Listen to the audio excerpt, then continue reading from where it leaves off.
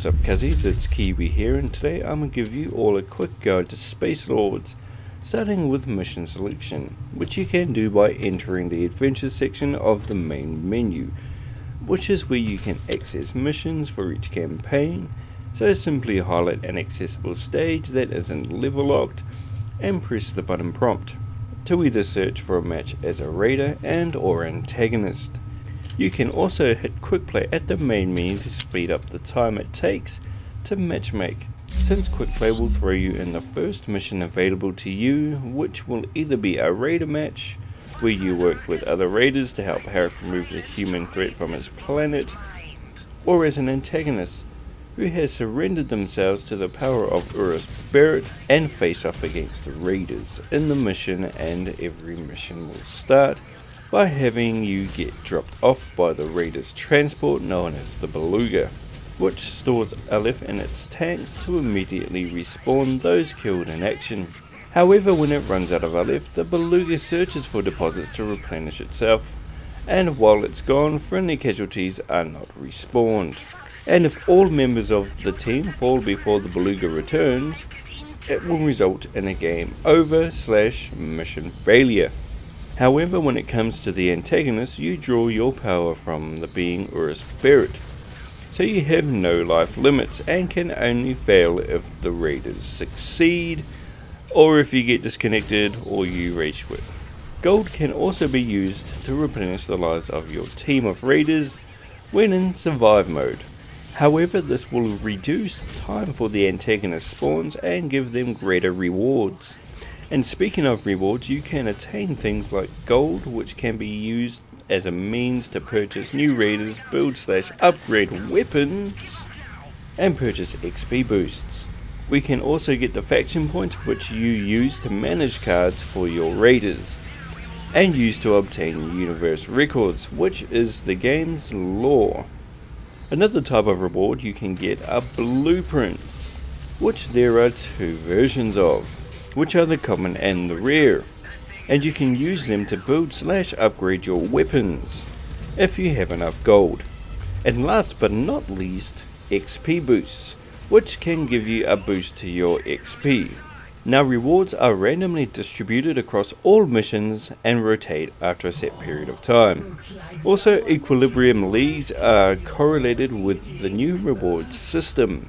Players on the same league see the same rewards, and if you're wondering what that is, that's this little thing in the bottom left here. Some missions will also have special one-time rewards in each rotation and may have special conditions, such as obtaining a minimum score or achieving a victory streak. Now, when said condition is met, the reward is given to the player, and more special rewards will appear after a while. So be patient, because you'll eventually get what you want. Also, I might as well go over the player progression to help you get the cards you want. Since cards are directly affected by your affinity, which is tied to your XP points, which are used to level up and unlock characters, upgrade your weapons, and draw cards which match your affinity, which is indicated in the top left corner. Also, if you hover over the progression bar with your affinity and level on it, you will see your level with your affinity next to it, and below that is the XP you need to level up, and below that are the two quotas you need to reach for either the antagonist or raider affinity. And how that works is you get the affinity of either raider or antagonist depending on which one you hit the quota for first. So if you played a lot of raider games before leveling up and hit the quota for the raider first, then you will get the raider affinity on the next level, and vice versa for the antagonist affinity. And below all of that is your forge skill and its next upgrade level, plus the player level that upgrade is given. And this skill enables you to upgrade your weapons if you retrieve their blueprints, And thanks to this skill you can increase or redistribute upgrade points in your arsenal. And speaking of arsenal, if you enter the hideout and select a raider, you'll be taken to that raider's vault / storage area where you keep all your cards, weapons and skins for each character you recruit. Also check out your vault every now and again because new items frequently get added. You can also configure loadouts with any cards, weapons and skins you've unlocked. And if you have multiple loadouts, you can select your preferred one at the character select screen before your match starts. And a quick tip, team composition matters a lot, but that's info for a later video. Anyway, let's go over equilibrium and how to become a Zen master. You can achieve XP supremacy by understanding the balance of Aleph, which is essential to life on the broken planet, and how your decisions and the decisions of those in your group influence this balance by playing and leveling as an antagonist or raider, tilting the balance between good and evil back and forth. But if a group attains enlightenment and manages to keep their balance, they will achieve a greater XP boost, which is indicated here. Alright young grasshopper, I guess you're ready for some guidance of the in-game sort. And we'll start with special actions, like rolling by pressing the L1 button on the PS4, building up speed while you run to eventually hit a sprint unless you make a sharp turn or you're a tubby-wubby council member who are very slow, making it impossible for you to do the fancy slide other factions can do by hitting the roll button while sprinting. And players can also take cover moving close to a vertical surface.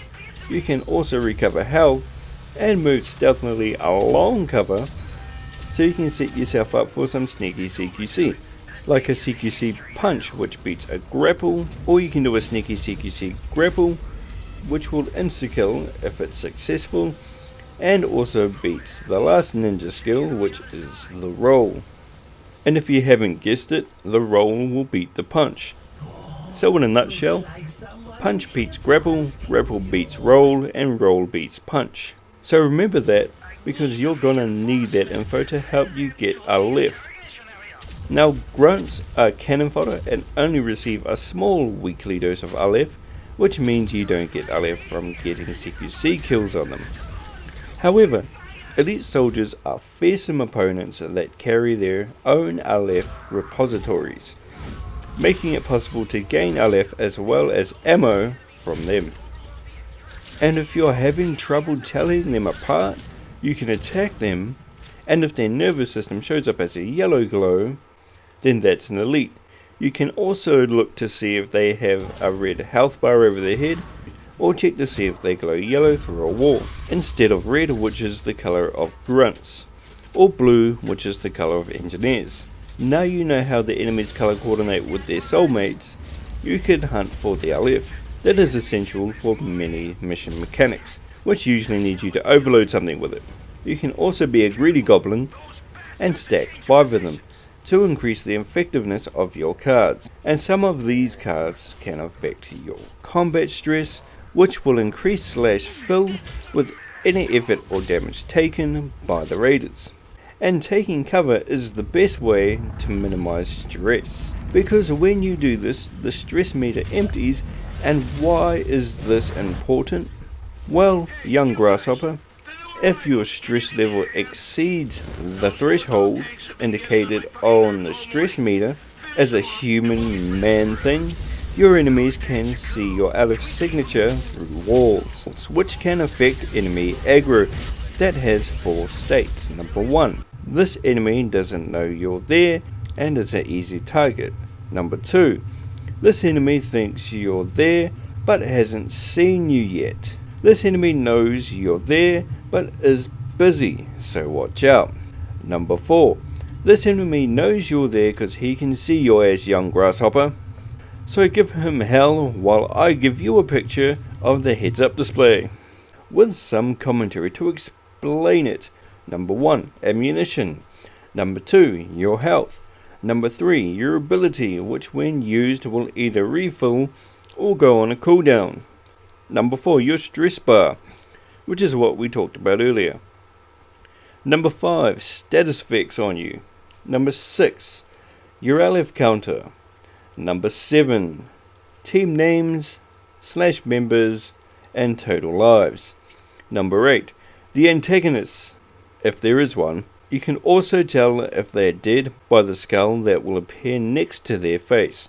Number 9, current objective. Number 10, your mission progress / boss health. Number 11, objective markers. And on screen right now we have a skull, which would be a kill target, where exclamation marks are usually NPCs interacting with things on the map. And hands are things you can interact with. Also, you can interact with each other by using what the devs call warnings, which you can access by holding right on the D-pad, then using the right stick to highlight an option, and once you're done, release the D-pad button to activate the warning / comms. And we got 4 warnings / comms, and they are: okay, help, come with me, and I need money, I mean ammo. Well, that's the end of the guide, man. I hope y'all found this helpful. If you did, that's great. Follow the channel because I will be putting out more guides to help y'all out. So yeah, enjoy yourselves, look after yourselves, and I will catch you in the next one, man.